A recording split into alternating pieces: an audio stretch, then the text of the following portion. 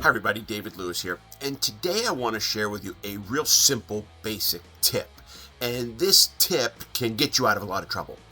One of the problems we have in our sales process, especially in the negotiation step, is we go through our entire sales process, we do a great job, we find a car they love, they like us, we think they want to do business at our dealership, we bring them back to our desk, we sit them down, and then we offer them some type of beverage, a soft drink, some coffee, whatever it may be. And then we get up and we leave them alone while we go get this beverage for them.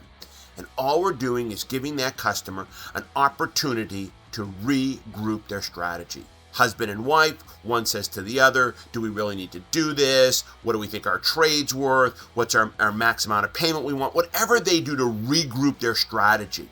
You don't want to have that happen. So my suggestion is this.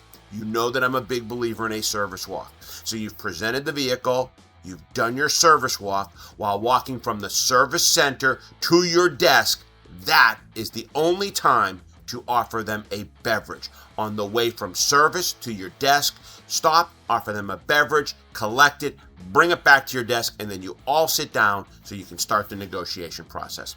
I know it's a simple tip, but it's a tip that will really help you in the long run during your negotiations. Good luck, everyone.